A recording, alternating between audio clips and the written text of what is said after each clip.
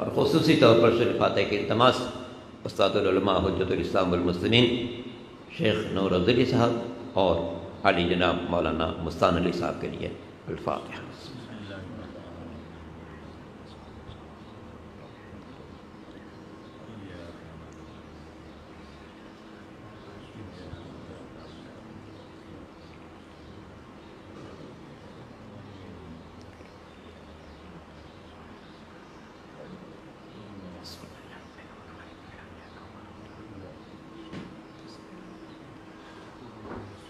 اعوذ باللہ السمیع العلیم من الشیطان اللعین الرجیم، بسم اللہ الرحمن الرحیم، الحمد للہ رب العالمین والعاقبۃ للمتقین، والصلاة والسلام علی النبی الامی المکی المدنی العربی الہاشمی سیدنا و نبینا ابی القاسم محمد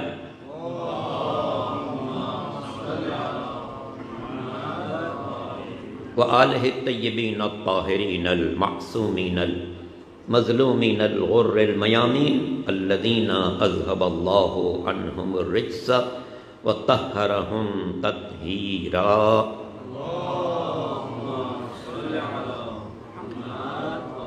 واللعنة الدائمة الباقية على أعدائهم أجمعين من يوم ظلمهم إلى يوم الدين، أما بعد فقد قال الله سبحانه وتعالى في محكم كتابه الكريم وقوله الحق، بسم الله الرحمن الرحيم، إنما يخشى الله من عباده العلماء۔ درود پڑھ لیجئے محمد وآل محمد پر۔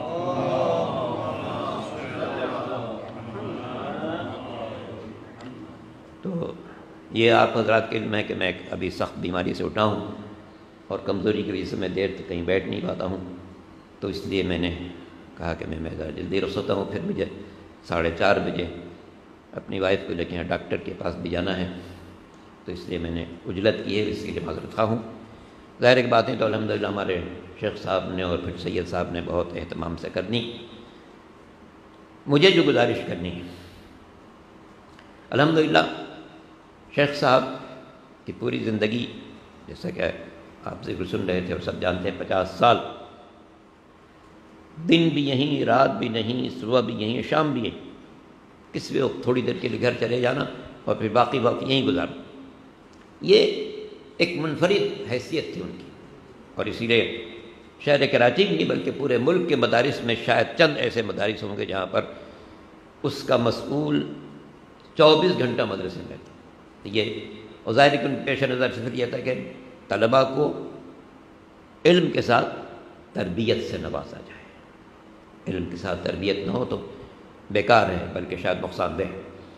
تو وہ کوشش کرتے تھے کہ طلباء کو علم بھی دیں اور تربیت بھی کریں۔ میں جو گزارش کرنا چاہتا ہوں، ماشاءاللہ ان کے شاگرد، ان کے احباب دنیا میں بہت بڑی تعداد میں، شاگرد تو شاید ان کے ہزاروں ہیں، احباب بھی ان کے کم نہیں۔ ہم سب کی جو ہم ان کے عقیدت مندوں میں ہیں، چونکہ عرصہ دراز تک میں نے یہاں بھی یہ فریضہ انجام دیا، تو ہم ان کے عقیدت مندوں میں، باقی جو ان کے احباب ہیں، جتنے مدارس کے علماء مسئولین ہیں، جتنے ان کے شاگرد ہیں، ان سب کی ذمہ داری ہے کہ ان کے بیٹے حجت الاسلام مولانا محمد تقی صاحب کے دست و بازو کو مضبوط کریں، اور جو ہوائیں چل رہی ہیں ان ہواؤں سے بچانے کی کوشش کریں۔ بہت سے لوگ ہیں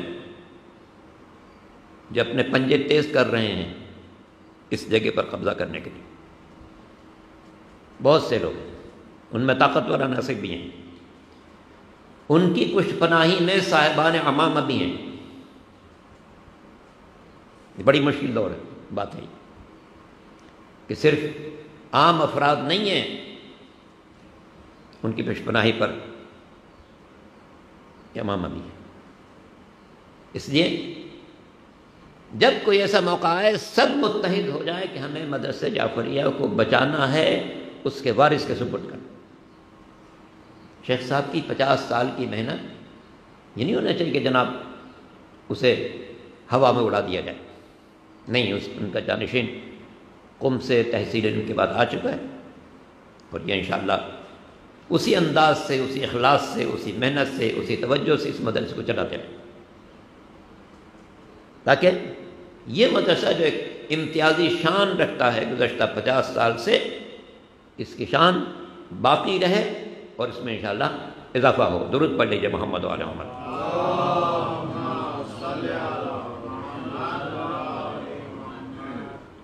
چراغ جلتا رہے. آندھیاں چلنے والی ہیں، آندھیاں چلنے والی، ان آندھیوں سے بچانا ہمارا کام، ہم سب کی ذمہ داری ہے، خاص طور سے ان کے جو شاگرد ہیں، ان کے جو معاصر ہیں، ان کے جو دوست ہیں، ان کے جو خیر خواہ ہیں، ان کے جو متقی ہیں. سب کا فرض ہے کہ جہاں جہاں جس کے وسائل، جس کی توانائیاں، امکانات ہوں، آندھیوں کو روکنے کی کوشش کریں.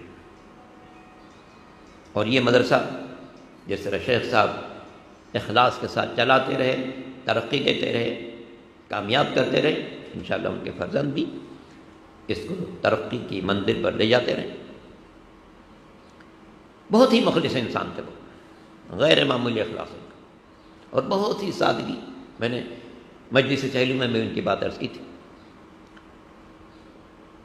کہ شیخ صاحب کی زندگی کو اگر دیکھنا ہو تو شیخ مرتضیٰ انصاری کو پڑھیں. شیخ مرتضیٰ انصاری اس عہد میں کئی سو برس کے اندر سب سے ممتاز ہے، سب سے ممتاز ہے. انہی کی کتاب رسائل المقاصد لے کے پڑھائی جاتی. مگر جو ان کی سادگی مرجعیت سے پہلے تھی وہی آخر وقت تک رہی. اور شاید آپ کو یاد ہے تو میں نے مسجد معصومین کی بات عرض کی تھی کہ ان سے پوچھا گیا کہ جناب آپ کی اتنے بڑے مرجع ہیں، ساری دنیا سے امانتیں آپ پاس پہنچتی ہیں، مگر آپ کی زندگی میں تو طلبگی سے لے کے آج تک کوئی فرق نہیں ہوا. تو انہوں نے عجیب جملہ کہا تھا. انہوں نے کہا تھا میں حمال ہوں، میں حمال ہوں، میرے اوپر امانتوں کا بوجھ ڈالا جاتا ہے، ذمہ داری میں اس کو حقدار تک پہنچاتا ہوں. اخلاص کی بات ہو رہی تھی، مجھے ایک ہی مثال آج تک ملی ہے مرجعیت کی تاریخ میں، یعنی میرے سامنے، میرے مشاہدے میں، باقی ماشاءاللہ ماضی کی بات نہیں کرتا. آقا محسن حکیم کا انتقال ہوا. اس وقت ساری دنیا میں انہی کی تقلید تھی اور کسی اور کی تقلید نہیں ہوتی تھی. ان کے بڑے بیٹے سید یوسف الحکیم انتہائی مقدس، انتہائی بلند مرتبہ عالم دین، انتہائی تحقیقی نگاہ رکھنے والے اور پرہیزگاری میں ایک نشان تھے وہ. جب آغا صاحب کا آقا محسن حکیم کا انتقال ہوا تو پورے ملک سے وفود آ رہے تھے تعزیت کے لیے. ظاہر ہے کہ مرجع اعلیٰ تھے وہ، غیر معمولی ان کی حیثیت تھی. عراق کے تمام شہروں سے وہ بتائے، اور ان میں بعض نے نعرے لگائے سیدنا سید یوسف قلدنا سید یوسف، ہمارے سید یوسف ہیں اور ہم ان کی تقلید بھی کرتے ہیں. وقت کے ذمہ داروں کو بلایا، یہ کیا کہہ رہے ہو؟ پہلا جملہ ٹھیک ہے، سید تو میں ہوں، مگر قلدنا یہ صحیح نہیں ہے. تقلید ہمیشہ عالم کی ہوگی. میں عالم نہیں ہوں، مجھ سے بڑے عالم موجود یہاں، ان کی تقلید ہوگی. سارے وفود جتنے وفود آتے تھے اسی قسم کے نعرے لگاتے تھے، سب کو واپس کرتے تھے. بعد میں آغا صاحب کا چیلم ہو گیا تو انہوں نے سارے حساب، مالیات کے حساب کو چیک کیا، کہاں کہاں کون سی رقم رکھی ہے، اس میں امام رکھا ہے، اس میں زیادہ رکھا ہے، یہ زکوٰۃ کی رقم رکھی ہے، کفاروں کی رقم رکھی ہے. ساری رقوم جمع کی اور اب جس شخصیت کو مرجع وقت تسلیم کیا گیا تھا اس کی خدمت میں لے کر گئے. اور جا کر کہا کہ جناب یہ سارے اموال میرے والد کی ملکیت نہیں ہے، بحیثیت مرجع ان کے پاس تھے، اب آپ چونکہ مرجع ہیں یہ سارا مال میں آپ کے سپرد کروں۔ یہ ایک غیر معمولی اخلاص کی بات۔ آغا صاحب کہہ رہے تھے واقعی اخلاص بہت مشکل ہے، ایسا کرنا مجھے تو 50 سال کی تاریخ میں یہی واحد مثال مجھے ملی کہ جس کو تو ساری مملکت کہے ہم آپ کی تقلید کرنا چاہتے ہیں، کہا نہیں، کروڑوں کا مال اس کے پاس ہو خود تقسیم کر سکتے تھے، صدقات کا حصہ دے دیتے، زکوٰۃ غیر لوگوں میں دے دیتے، لیکن نہیں، امین اخلاص کہ سارے مالیات کو لے کر اب جو مرجع وقت ہے ان کے پاس حاضر ہوئے اور کہا یہ میرے باپ کا مال نہیں ہے، یہ امام کا مال ہے، نائب امام کو اس پر حق ہے، کل تک میرے باپ اس کے حقدار تھے، آج سے آپ اس کے حقدار ہیں۔ تو یہ ایک غیر معمولی منزل ہے۔ ہمارے شیخ صاحب بھی اس مدرسے کے ساتھ انتہائی مخلص ہر چیز کو فدا کر دیتے تھے مدرسے پر، اور کسی چیز کی خاطر مدرسے کو فدا نہیں کرتے تھے۔ درود پڑھ لیں محمد والے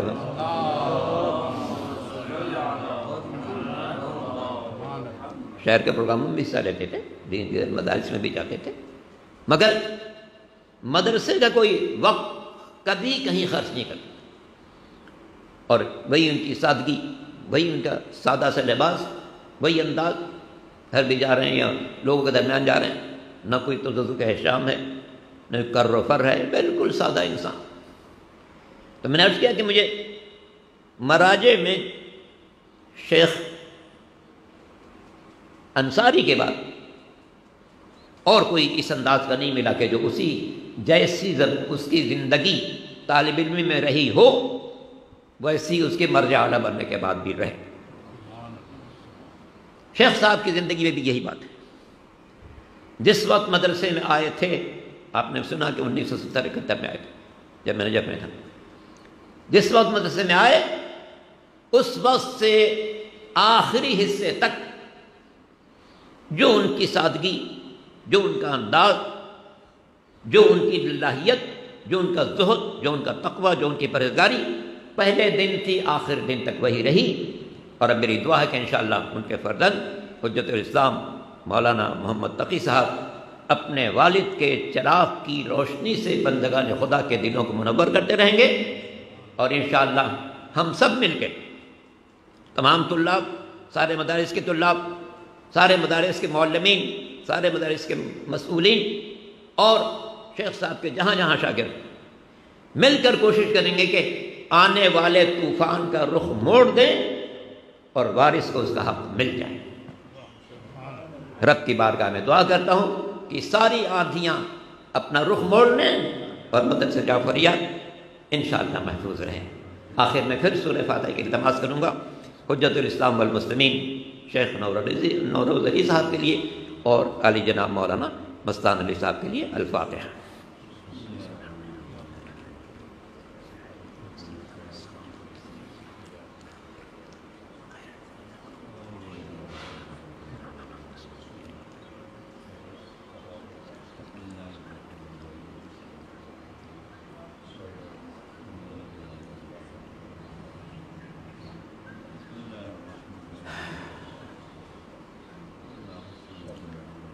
خدا بندہ تجھے پنجتن پاک میں تحریر شادہ معصوم کا واسطہ شیخ صاحب کے درجات بلند فرما، ان کی قبر پر اپنی رحمت نازل فرما، ان کے حسنات میں اضافہ فرما، ان کے فرزندان کی حفاظت فرما، اس مدرسے کو انہی کی تعلیمات کے مطابق آگے بڑھانے کی توفیق عطا فرما۔ میرے مالک جو آندھیاں آنے والی ہیں ان کے سامنے ہم سب کو سیسا پلائی ہوئی دیوار بن کر کھڑے ہو جانے کی سعادت نصیب فرمانا، تاکہ حق حقدار کو ملے، کوئی اس کو غصب نہ کرنے پائے۔ ربنا تقبل منا انک انت السمیع العلیم ان اللہ وملائکتہ یصلون علی النبی یا ایھا الذین آمنوا صلوا علیہ وسلموا تسلیما۔